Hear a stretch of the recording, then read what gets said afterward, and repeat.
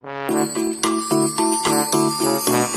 everybody, this is Leo Brady with AMovieGuy.com. I am excited as all get out to be here with the writer and director of her brand new horror film, The Sacrifice Game. This is director Jenn Wexler. Yep. Thanks for being with me. Thanks for having me. So, okay, I love to break the ice in my interviews by asking what was a movie or movie experience that you had that made you want to become a director? Oh man, okay. One that I had that made me want to... I just fell in love with horror when I was like 12 years old. Yeah. I watched movies like Scream and The Craft. I saw when I was 10. Yeah. I Know We Did Last Summer and Urban Legend, like all the late 90s teen horror slashers. Yep. I saw and I totally fell in love with, and they helped me emotionally because I had just moved schools and I felt like I didn't have any friends and I didn't want to go to school, but then I saw these final girls taking out their killers and surviving, and I was like, if they can do that, then I can go back to school tomorrow. So yeah, it became it really helped me get through that time. And then, but I didn't know I didn't know how they were made or anything, but right. But actually when I was in college, I did an internship for a company called FearNet, which was a horror TV channel. I remember it. Yeah, and that showed me this is people have careers within the horror space. That is actually a possibility for me. So then I just followed that path. Yeah. Well, and I know you co-wrote The Sacrifice Game. Can you tell me a little bit about how you and Sean sort of came together to make this movie? It really works on multiple levels. It has the horror stuff, but it also feels like a woman's story. It feels like it's also a Christmas movie, which I love. So talk about writing it and collaborating on that. Yeah, so in 2013, I started working for this production company, Glass Eye Pix, Larry Fessenden's company. Yeah. I was super inspired by the movies that their company was making, and I loved indie horror, and I was like, I want to write a feature that I hope to direct. Yeah. So I wrote the very first draft of this in 2013. Wow. And then I realized as I was working for them, I started to realize what it means to make a movie, and I was like, oh, this feels a little too big for my first feature as a director. So put it away, put it aside, worked there for 6-7 years, produced for them,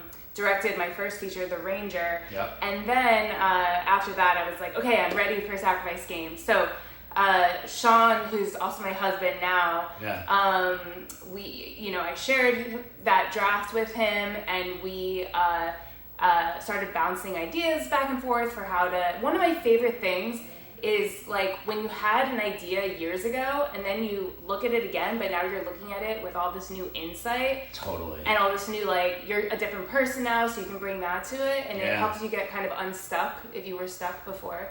So Sean and I just started bouncing ideas for what we would do with it at that time, and it just became we were living together during COVID every day. Right. It became a very organic process where we both started writing on it. Yeah, you were doing your own surviving together. Right? Exactly. Well, I do love the setting of the Christmas time, as I said.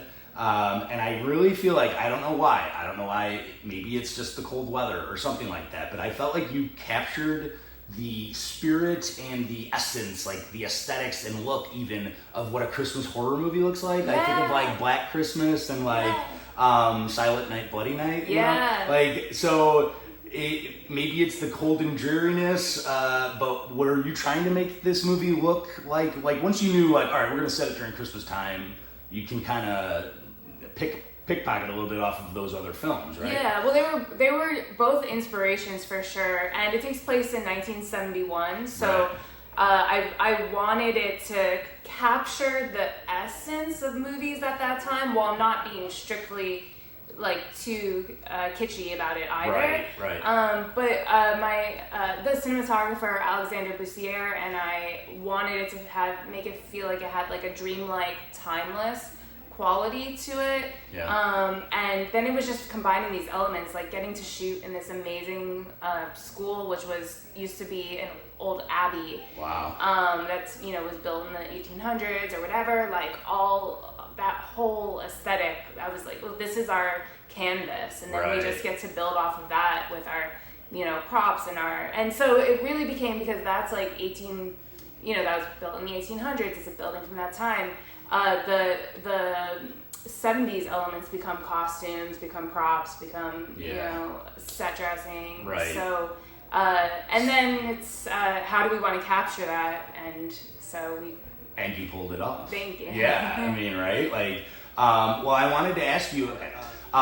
It seemed like you had a ton of growth from the Ranger to Sacrifice Game. Like, and you talked about having COVID in between then, but like, how have you felt like you've gotten stronger as a director from that movie to the next? Because I think right now this is your best film. I mean, Thank you. Yeah, it's just like it really, and it's interesting that you talked about like moving schools and stuff like that, because it feels like your voice is really in there.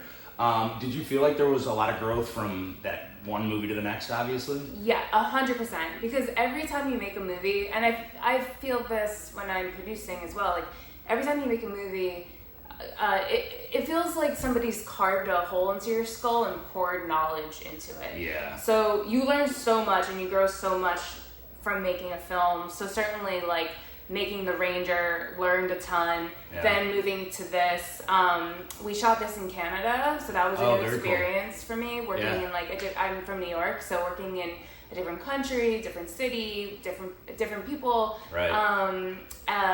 different size. It was a bigger movie than bigger than cast, The obviously. Ranger, Yep. bigger cast. So, but I because there was that time period in between, I just was dreaming about this like every day for that whole time period, and like ready to go. So when it happened, I felt ready and stoked. Yeah, well, that's interesting you say that too, about being like psyched and ready to go, because I wanted to ask you about, you're working with Chloe Levine again, right? So she's kind of like your go-to at this point. She's like perfect. And then you've got two newcomers, Madison Baines, at least newcomers for me, and Georgia Akin as two of your other co-stars.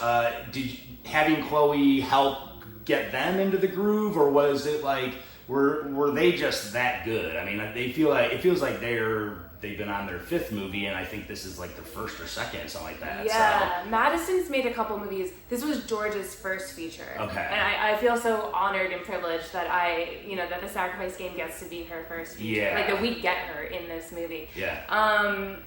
Chloe, I'll say, after working on The Ranger, that was like just such a great experience. We became best friends out of that. Yeah. So when we were writing Sacrifice Game, I knew like right away, I was like, this Rose is Chloe, like this is Chloe's part, and I was thinking about her while we were writing for her, and then it was a combination of things because it's an 8-person ensemble piece. So we got Olivia Scott Welsh, who plays Maisie, and we got Mena Massoud, who plays Aladdin. They came on board, and then everything kind of like started to come together organically. We did auditions in Canada.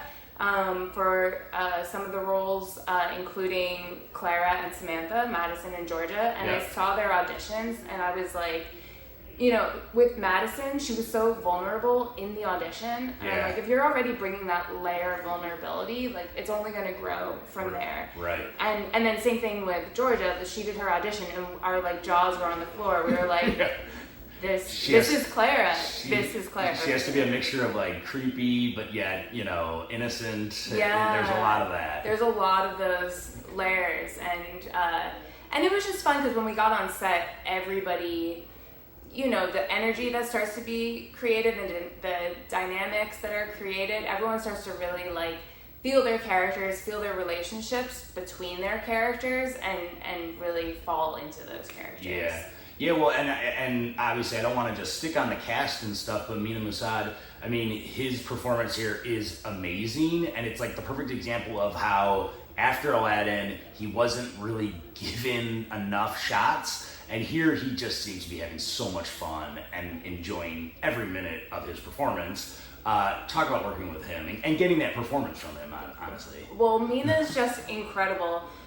Seeing Aladdin, well, first of all, Mena is like, I was a fan of the animated Aladdin when I was a kid. Right. And Mena, I was like, wow, you are what live action Aladdin would be. I know, captured that so incredibly.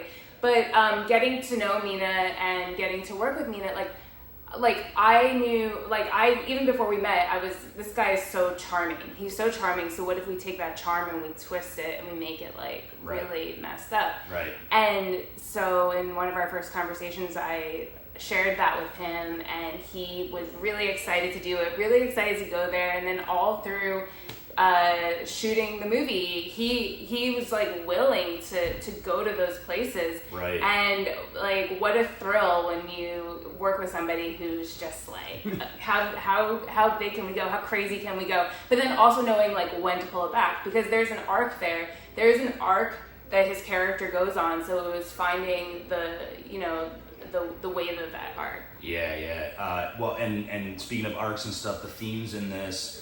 Loss of innocence, there's like portrayal of stages that women go through like in their coming of age, time, complexity of growing up, bullying, the competition between women in that regard too. Were those a lot of the sort of things that you wanted to put into this? Oh yeah. Totally. I don't know how, it's funny when you like write a script and when you make a movie, it's there, it's conscious, but then there's a lot of subconscious stuff that you're bringing to it too. Right. I just realized in watching it last night, I had this memory that I hadn't thought about, which was when I was like maybe 12 years old, I went to sleepaway camp. Yeah. And I was new to that sleepaway camp. They had all the girls in all the cabins had been going for years and years, so they were all friends. Yeah. And I was new, and I hated it, and I kept calling my parents to like come pick me up, and they just wouldn't. They were like, no, this is our arrangement, like we're having our summer, like Right. Right. And I had this moment watching the movie last night where I was like, oh my gosh. And that's why I feel like making movies a little bit like therapy. Like it really is. Unravel like weird layers of yourself that you've forgotten, and you're like, anyway, so that was therapeutic for me last night. Well, and I think that's when you know it's a good movie too, because like I picked up on those themes, because like even for me, you talk about like summer camps and stuff. I went to summer camps and I always got homesick when I go to places, like always got homesick. So it's like you can totally relate with these characters. It's really funny. I don't want people to forget that it's very funny in parts. You nail that. And yeah, I really loved it. I can't wait for everybody else to see it. Congratulations. When does it come out again? It'll be coming to Shudder later this year. Awesome. Jenn Wexler, thank you so much for talking with me today. Can't wait for everybody to see The Sacrifice Game. Thank you. Thank you so much.